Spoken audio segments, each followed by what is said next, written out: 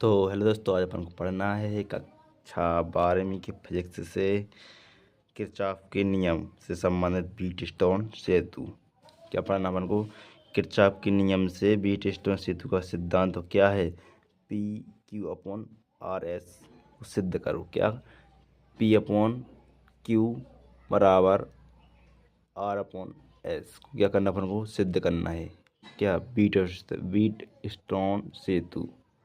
ठीक है, तो अपन इसको चित्र के माध्यम से समझेंगे। तो एक यहाँ पर एक क्या है, एक निकाय बन रहा है। क्या? बंद पृष्ठ वाला निकाय बन रहा है। तो यहाँ पर देखो, यहाँ पर कौन सा नियम लागू होगा? किरचॉफ के नियम लागू होंगे।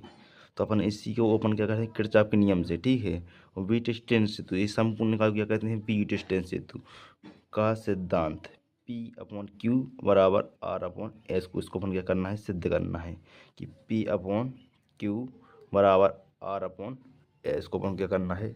सिद्ध करना है। ठीक है, तो सबसे पहले मैंने इसकी संरचना को समझ लेंगे कि चित्र में क्या है, एक व्हीटस्टोन सेतु प्रदर्शित है। ठीक है, जिसकी चार भुजा, चार प्रतिरोध कहाँ हैं? पी क्यू आर एस, ये क्या है? इसके चार प्रतिरोध हैं। ठीक है, इसके बाद अपन को क्या करना है? भुजा ए, कौन सी? ए, और भुजा अपन को ए और क्या है? बी। क्या है? बी। तो भुजा ए और बी के मध्य क्या अपन प्रतिरोध? भुजा A B, B C, C D, D A, इन भुजाओं के मध्य अपन ने क्या किया है? प्रतिरोधों को जोड़ा है। क्रमशः प्रतिरोध कौन कौन से? P Q R S.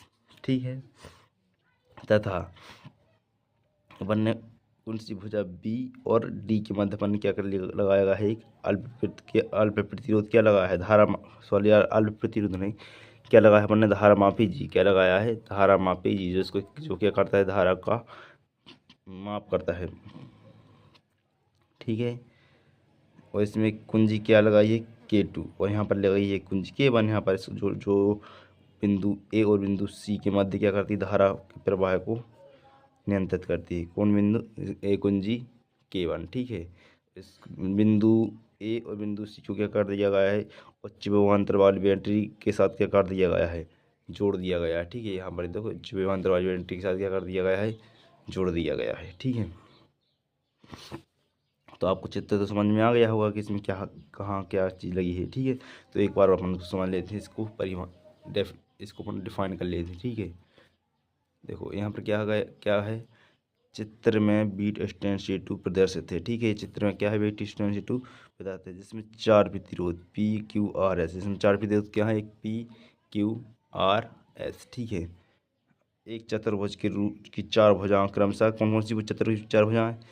A B, B C, C D, D A के मध्य, किसके के मध्य जोड़ा गया है। ठीक है, इनको प्रतिरोध इन चार भुजाओं के मध्य जोड़ा गया है, तथा क्रमशः कौन कौन सी? डी और बी के मध्य एक धारा माफी तथा एक कुंजी K2 को जोड़ा गया है। इसके देखो, भुजा किसके? बी और डी के मध्य क्या कहा है कि किया गया? एक धारा माफी जी को जोड़ दिया गया है, इसमें कुंजी K2 को जोड़ दिया गया है। ठीक है, जबकि ए और सी सिरों के मध्य, किसके? ए और सी के सिरों के मध्य क्या किया गया है? एक बैटरी तथा कुंजी K1 को जोड़ा गया है। इसमें भुजा बिंदु ए और बिंदु सी के मध्य अपन देखो, एक बैटरी को जोड़ा गया है और किसको? एक कुंजी K1 को। ठीक है, तो अपन को तो समझ में आ गया होगा चित्र है। इसका कार्य सिद्धांत, अब कार्य सिद्धांत जैसे अपन ने किरचॉफ के नियम में पढ़ा था, उसी प्रकार इसका सेम, उसी प्रकार इसका भी कार्य सिद्धांत है। कैसा?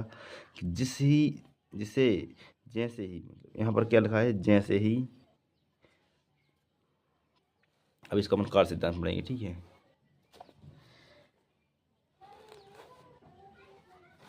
जैसे ही कुंजी K1 को दबाया जाता है, किसको? इसको दबाया जाता है। ठीक है, अब देखो, जैसे ही कुंजी K1 को दबाया जाता है, किसको? इस कुंजी को दबाया जाता है। ठीक है, जाता है बैटरी ई से विद्युत धारा आई प्रवाहित होती है। क्या? यहाँ बैटरी क्या लगी है? इसको क्या नाम दिया गया है? ई। तो जैसे ही K1 को दबाया जाता है, कुंजी मतलब कुंजी 1 को दबाया जाता है, तो बैटरी ई से आई धारा प्रवाहित होने लगती है। ठीक है, जो सिरे ए पर पहुंचकर दो बराबर भागों में क्या हो जाती है? बट जाती है। तो कहाँ पर बिंदु सिरे ए इस पर किस पर सिरे ए पर पहुँच जाती है। तो यहाँ पर देखो एक भुजा ए है, कौन सी ए और बी, और एक भुजा क्या है ए और डी। दो भागों में बट गई ना, यहाँ पर दो प्रतिरोध लगे हुए हैं, तो दो भागों में बट गई किसमें I1 में और I2 में। ठीक है, तो भागों में क्रमशः I1 व I2 में क्या हो जाती है, प्रवाहित हो जाती है, मतलब विभाजित हो जाते हैं। ठीक है, धारा का एक भाग I1 भुजा ए बी में प्रतिरोध P से, यहाँ पर धारा का एक भाग कहाँ जाता है I1 कहाँ जाता है भुजा ए बी में प्रतिरोध किससे P से होकर गुजरता है। ठीक है, तथा क्या प्रतिरोध किससे P से। इसके बाद तथा धारा का दूसरा भाग I2 क्या I2 भुजा ए डी में, किसमें ए और डी में प्रतिरोध किससे, देखो यहाँ पर ए डी है, ए डी में प्रतिरोध R से प्रभावित होने लगता है। अब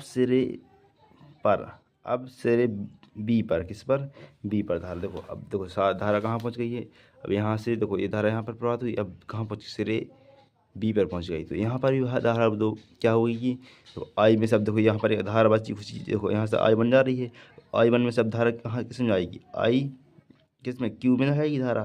तो यहाँ पर देखो कुछ धारा यहाँ से भी इस बिंदु यहाँ इससे क्या जुड़ा है धारा मापी जी, तो जब धारा मापी जी से भी धारा होकर उधर जाएगी, तो यहाँ पर कौन सी धारा बचेगी I1 मान से IG घट निकल गई यहाँ से धारा। तो इस प्रतिरोध में से कौन सी धारा प्रवाहित होगी I1 माइनस IG। ठीक है, तो यहाँ पर देखो क्या है, अब सिरे बिंदु, अब क्या लिखा है यहाँ पर, अब सिरे बी पर धारा फर्स्ट धारा पुनः दो भागों में विभाजित हो जाएगी, किसमें हो जाएगी, एक तो इसमें IG धारा इसमें प्रवाहित होगी। ठीक है, तो IG व I माइनस IG। ठीक है, इन दो बराबर भागों में विभाजित हो गई I माइनस, देखो यहाँ पर IG व और I1 माइनस IG। ठीक है, इन दो भागों में क्या हो जाएगी विभाजित, देखो यहाँ पर होगी कि नहीं होगी। यहाँ से देखो बिंदु किस पर बी से धारा प्रभावित हुई कौन सी IG यहाँ पर, तो यहाँ पर आप यहाँ पर कौन कितनी धारा बचेगी I1 माइनस IG। ठीक है, धारा यहाँ से चली गई, तो यहाँ पर कौन सी धारा प्रभावित होगी I1 माइनस IG, दो भागों में प्रभावित हो गई। अब देखो धारा का एक भाग IG किस कौन सा IG, अब देखो IG है और यहाँ पर क्या आएगा धारा के एक भाग IG तथा BD से धारा मापी जी से प्रभावित शेष भाग I। ठीक है, से भुजा BC से किससे B और C IG क्या इसमें से BC इसकी भुजा कौन से, देखो शेष भाग I1 माइनस IG भुजा B और C से प्रतिरोध Q में प्रभावित होने लगता है। अब से सिरे D पर किस पर D पर भुजा AD से I2 धारा तथा भुजा BD से इससे BD से IG धारा प्रभावित होती है, जो भुजा DC में प्रतिरोध ऐसे प्रभावित होने लगती है। अब इसको हम चित्र के द्वारा आपको समझा देते हैं। ठीक है, अब देखो यहाँ तक तो आपको समझ में आ गया था कि यहाँ से बिंदु यहाँ पर कौन सी धारा थी I1। अब I1 यहाँ से किस में चलेगी IG धारा, मतलब प्रतिरोध जी में चलेगी, इसको मैंने इसको क्या दे दिया IG धारा। अब यहाँ से बची कितनी धारा IG में से I1 में से IG तो निकल गई, तो यहाँ पर क्या लिख दिया है प्रतिरोध किसमें Q में, कौन सी धारा प्रभावित होगी I1 माइनस IG। अब देखो यहाँ से यहाँ तक तो आ गई। ठीक है, अब ये धारा पर क्या है, इस तरफ क्या थी, कौन सी धारा प्रभावित हो रही थी I2 धारा। अब यहाँ से देखो ये कौन सी धारा आ रही है, यहाँ पर IG धारा, और यहाँ पर क्या आ रही है I2 धारा। तो बिंदु डी पर कौन सी धारा होगी IG प्लस I2। तो यहाँ से किसमें प्रतिरोध एस में कौन सी धारा प्रभावित होगी IG प्लस I2। ठीक है, तो बिंदु क्या कहाँ चली जाएगी बिंदु C पर, यहाँ से होती हुई माइनस के द्वारा मतलब संधारित्र परिपथ के निकाय को क्या करेंगी पूर्ण करेगी।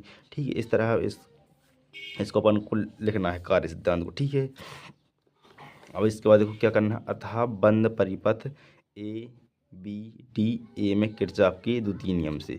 तो देखो यहाँ बंद परिपथ कौन कौन सा है ABDA में, किसमें बंद परिपथ ABDA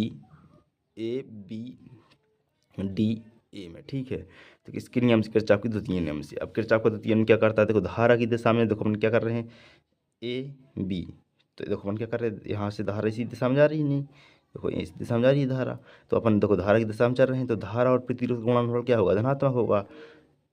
देखो आई इंटू पी क्या होगा, धनात्मक।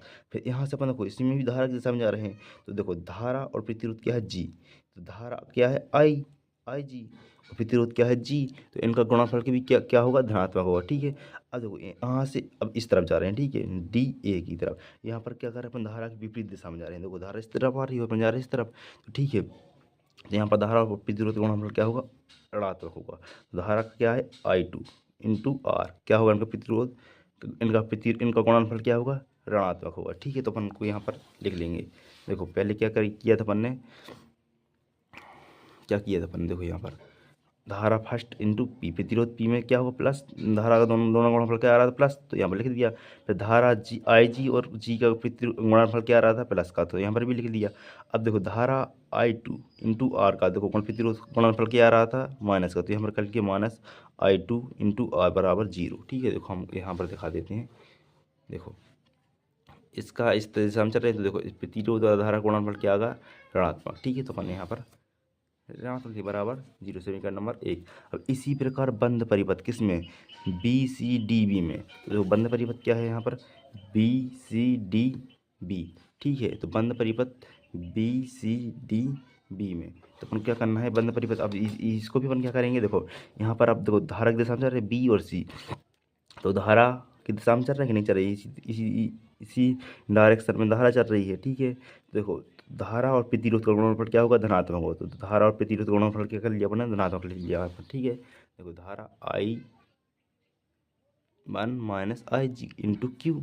ठीक है, तो I one minus I G into Q. ठीक है, अब देखो अपन इस दिशा में जा रहे हैं, वो धारा क्या है, इस दिशा में आ रही है, तो अपन किस दिशा में जाना है, इस दिशा में, और धारा किसको जा रही है, इस दिशा में, तो प्रतिरोध क्या है, एस, और इसमें धारा क्या है, आई जी प्लस टू, इसका गुणनफल क्या हुआ, ऋणात्मक। तो यहाँ पर देखो अपन ने ऋण आई जी आई टू प्लस आई जी इंटू एस, इनका गुण प्रतिरोध अपन ने क्या लिख दिया, गुणनफल क्या लिख दिया अपन ने, ऋणात्मक। ठीक है, अब देखो अपन क्या कर रहे हैं, धारा की फिर की दोबारा अपन किस तरफ जाएंगे, डी से बी की तरफ। ठीक है, जब तो अपन उनका परिपथ क्या होगा, पूर्ण, तो अपन डी से बी की दिशा में जा रहे हैं, तो देखो डी से बी की दिशा में जाएंगे तो धारा के विपरीत दिशा में जाएंगे, तो धारा के विपरीत दिशा में जाएंगे तो क्या होगा, इनका गुणनफल क्या होगा, ऋणात्मक।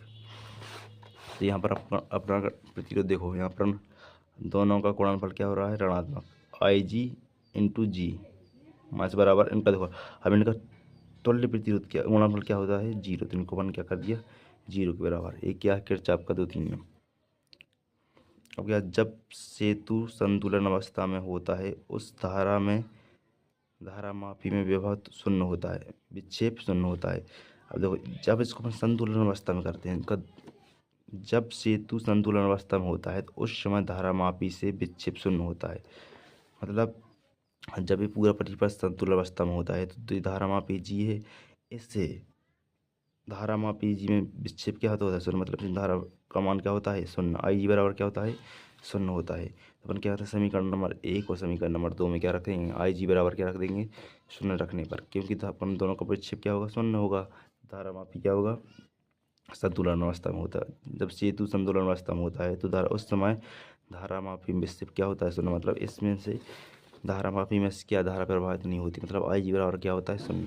तो अपन को समीकरण नंबर 1 और समीकरण नंबर 2 में आई जी बराबर क्या रखने पर, शून्य रखने पर, तो समीकरण नंबर 1 में रखेंगे आई जी बराबर शून्य, I one into P minus I two into R बराबर क्या होगा, 0। इसको अपन क्या लिख सकते हैं, आई वन इंटू पी बराबर क्या लिख सकते हैं, आई टू बराबर आर इंटू आर। ठीक है, इसको अपन इस तरह लिख सकते हैं, इसका हो जाएगा पक्षांतर, तो इस तरफ आ जाएगा। ठीक है, अब इसी प्रकार अपन इसमें भी अपन क्या रखेंगे, आई जी बराबर शून्य। ठीक है, तो इसमें आई जी बराबर शून्य रखेंगे तो देखो आई वन यहाँ पर क्या आता है, आई वन माइनस शून्य इंटू क्यू, आई टू प्लस शून्य इंटू एस माइनस 0 इंटू जी बराबर 0, मतलब जहाँ जहाँ आई जी लिखा है वहाँ पर क्या रख दिया अपन ने, शून्य रख दिया।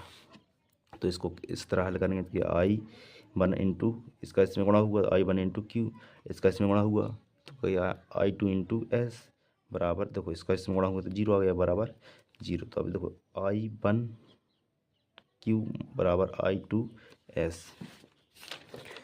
अपन इसको किस तरह लिखते हैं, समीकरण नंबर इसको 3 और इसको 4 दे दिया था। अब देखो अपन क्या करेंगे, इसको समीकरण नंबर 3 दे दिया, क्या दे दिया 3, इसको समीकरण नंबर 4 दे दिया। ठीक है, अब समीकरण नंबर 3 और 4 से क्या करेंगे, दोनों को एक दूसरे के बटे में कर देंगे, भाग कर देंगे। तो I1 into P upon I1 into Q बराबर I2 into R I2 into S. तो I1 से I1 कट जाएगा और I2 से I2 कट जाएगा, तो बच्चे बटे अपॉन में क्या बचेगा, P अपॉन क्यू बराबर R अपॉन एस। यही भी स्टेशनरी सिद्धि का क्या है, सिद्धांत है। ठीक है, इस तरह आपको करना है।